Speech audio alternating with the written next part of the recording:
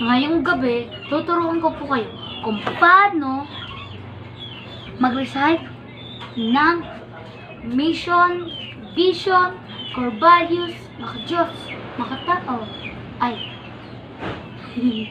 So, mission, vision, core values, panatang makabayan, itaas ang kanang kamay para sa panunumpa. So, yun. That's it. Ay. So, apat ba yun? Core values. Tama, apat.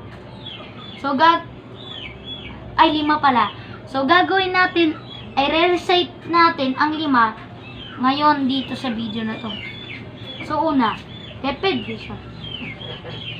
DepEd Vision.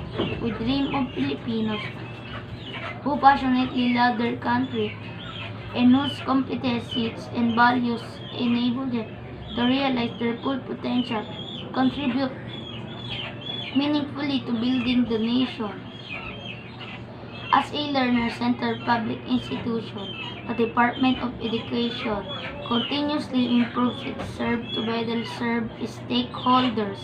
DepEd mission to protect and promote the right of every Filipino to quality, equitable, culture-based, and complete basic education,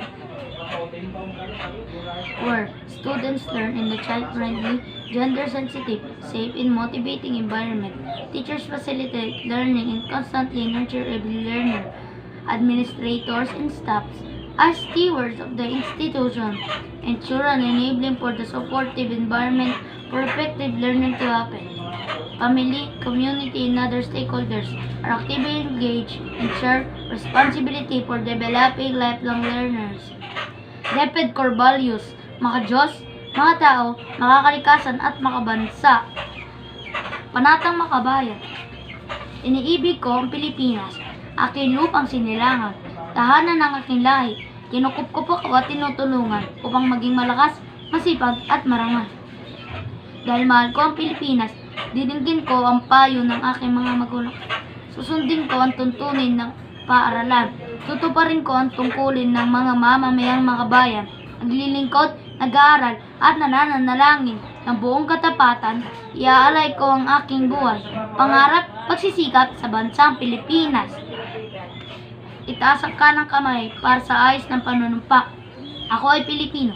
Buong katapatang nanunumpa sa watawat ng Pilipinas at sa bansang kanyang sinasagisang na may dangal, katarungan at kalayaan na ipinakikilos ng sambayan ng maka-Diyos, maka-tao, makakalikasan at makabansa. So, yon ang 5 recite. So, kung napakinggan nyo naman ang ating pagre-recite, saludo ako sa inyo, kababayan. Bye! Aral kayo mabuti.